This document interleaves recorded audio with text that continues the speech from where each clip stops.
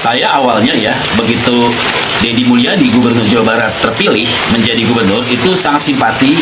Karena abang itu pada pemilu 2024 pada Pilpres sebagai Sekretaris Jenderal Porkanis. Saya tahu abang itu.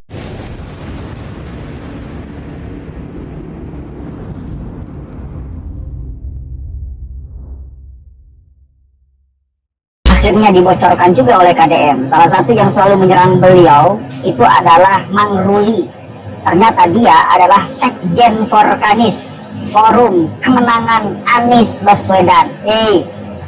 Kalau mau jualan tokoh, kalau mau jualan barang dagangan, jangan menjelek-jelekan yang lain. Yang bisa dijual dari Anies apa? Tawarkan ke publik. Kalau masih ada yang mau membeli itu publik. Coba kita cek dulu sama-sama nih. Dikira KDM nggak akan membongkar gitu, dikira warga Jawa Barat nggak akan membongkar gitu. Kita bongkar Pak, kan banyak loh. Dan saya temukan banyak fakta, ternyata memang orang-orang yang selama ini di barisan Anies yang selalu menyerang KDM ketahuan, ketakutan. Ini lihat nih. Guys, saya awalnya ya, begitu Deddy Mulyadi Gubernur Jawa Barat terpilih menjadi gubernur, itu sangat simpati, sangat mendukung program beliau yang awal-awalnya untuk menghapuskan piknik, tamasya di sekolah-sekolah di Jawa Barat, termasuk perpisahan dan pungutan-pungutan liar lainnya. Itu sangat menarik dan sangat simpati ya. Tapi lama-kelamaan kok kebijakan-kebijakannya terasa aneh gitu. Kelihatannya kok jadi arogan. Saya tidak terima. Seenaknya sendiri, semau gue, seolah-olah dia orang yang sangat berkuasa dan memperlihatkan super powernya. Ini kita tidak setuju ya kalau seandainya Deddy Mulyadi ini, walaupun saya bukan orang Bandung, bukan orang Jawa Barat, tapi melihat seperti ini kok ada kelihatan lebih membenci istilah-istilah Islam. Seperti RSUD Al-Ihsan itu mau diganti, mau dirubah menjadi welas asih, itu kan suatu hal yang apa sih, kayak nggak punya kerjaan lain apa? Kok seolah-olah benci itu dengan kata-kata istilah Islam. Padahal Al-Ihsan itu kan artinya orang yang seolah-olah mendekat dengan Allah, seolah-olah melihat dalam sholat itu seolah Allah ada di hadapan kita. Ini harus dicegah gitu para pemegang jabatan di Jawa Barat ya. Jangan saya enak-enaknya Pak Deddy Mulyadi ini menghapus istilah-istilah yang bernama Islami. Ini sudah lama terjadi dan seolah-olah kenapa jadinya Deddy Mulyadi itu antipati dengan istilah-istilah Islam. Masyarakat tentunya bertanya-tanya, sebenarnya ini apa Deddy Mulyadi kok seperti itu? Artinya terjadilah mengkristal opini bahwa beliau ini jauh dari keislaman gitu. Karena kita beberapa kali melihat di video-video beliau itu kan ada hal-hal yang di luar dari kegiatan-kegiatan Islam ya.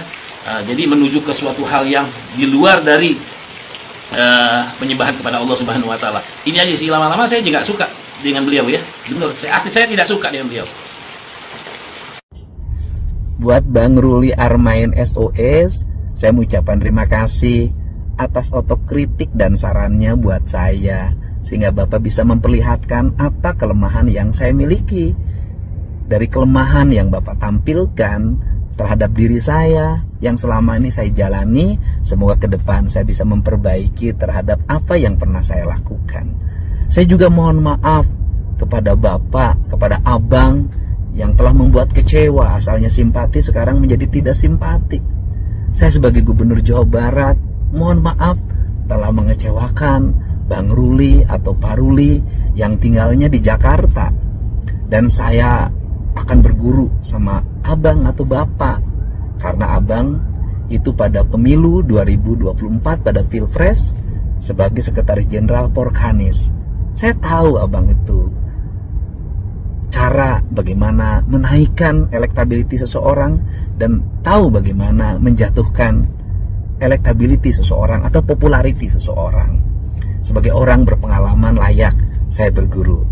Tetapi sepengetahuan saya nih Bang, sebagai orang yang beragama, kalau kita jualan Bang, lebih baik menceritakan kebaikan, kehebatan, keunggulan barang yang kita miliki dibanding menjelek-jelekan barang tetangga. Salam hormat buat abang dan keluarga ya. Semoga abang nanti lebih terbuka bahwa abang sebenarnya lagi mendorong agar orang menyukai barang atau orang yang abang akan promosikan seperti tahun 2024 yang lalu. Takut ya nyerang KDM, takut elektabilitas Anies tergerus di Jawa Barat. Dan lagian kemarin-kemarin juga saya kira tidak terlalu mencar Anies di Jawa Barat. Adalah pendukungnya memang, tapi tidak terlalu seperti yang diisukan bahwa Jawa Barat adalah basis Anies Rashid Baswedan. Faktanya di kemarin Pilpres juga kalah sama Pak Prabowo. Gitu, jadi jangan terlalu kepedean.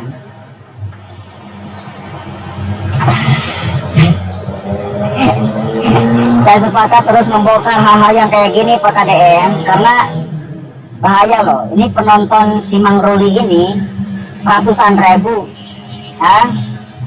ratusan ribu. Dia menyerang KDM dengan dalil seolah-olah ideal, seolah-olah tadinya suka menjadi sekarang tidak suka, seolah-olah itu ideal. Padahal enggak, ada muatan politik di belakangnya, ingin menawarkan tokoh yang dia dukung dari awal. Karena narasi dari awal sampai akhir juga kemarin saya sudah tayangkan sebetulnya si Mang Ruli ini. Tapi karena sekarang direspon langsung oleh KDM, saya tertarik juga untuk kemudian menangkapnya. Kemarin saya katakan, jejak digitalnya juga bersama Anies, fotonya ada, videonya ada, saya temukan. Ternyata KDM lebih dalam membongkarnya. Forkanis sekjennya, Forum Kemenangan Anies, dan kita tahu sama-sama syahwat politik Anies itu masih menggebu-gebu, masih mengharapkan nanti di 2029 apa 2030 maju lagi. Berharap masih ada partai politik yang mau mengusung Anies Baswedan, kan begitu. Kenapa yang diserang Gubernur Jawa Barat?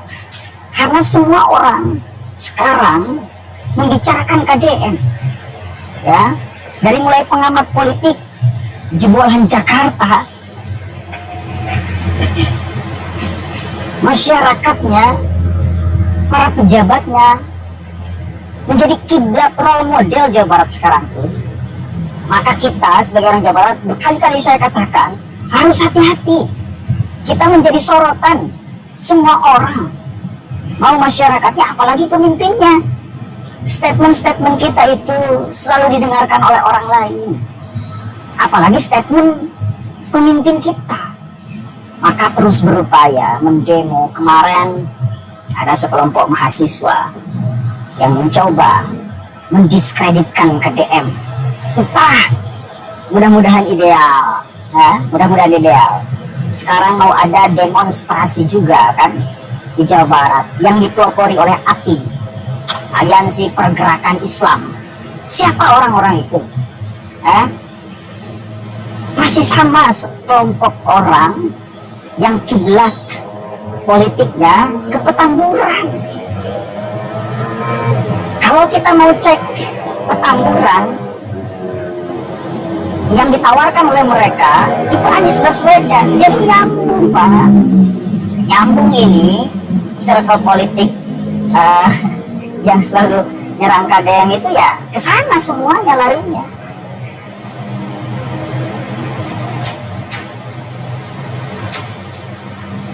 Ngancem demo, kepung gedung sate, kepung Gubernur Jawa Barat. Hati itu Aliansi Pergerakan Islam, Bang Asep Syarifuddin, yang benderanya berwarna merah bertuliskan La ilaha illallah Muhammadur Rasulullah, sama HTI. HTI Pak. Tahu sama-sama bagaimana gerakan politik mereka. Jadi agama itu jadi tunggangan untuk kepentingan politik. Hati-hati, ngerinya tuh. Agama di bawah kepentingan politik. Bukan agama yang memandu orang berpolitik. Kalau saya lihat selama ini KDM itu dipandu oleh agama langkah gerak politiknya. Jadi bukan menunggangi agama untuk menaikkan popularitasnya, tetapi agama cukup, bukan cukup, di atas kepentingan politik. Jadi bukan anak tangga untuk menaiki jabatan tertentu. Anies Baswedan tahu kan gimana sejarahnya.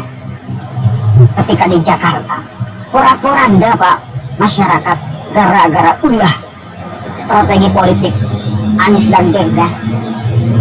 Pecah belah masyarakat itu karena menggunakan politik identitas untuk menaikkan elektabilitas, untuk memenangkan pertarungan politik. Betapa ngeri, betapa kejam agama diinjak untuk kepentingan politik. Diinjak jadi anak tangga. Paham kan sekarang siapa yang selalu nyerang KDM? Cek profilnya, pasti ada kaitannya dengan Jakarta lah, pasti ada kaitannya dengan Abah, Anies Baswedan. Assalamualaikum warahmatullahi wabarakatuh.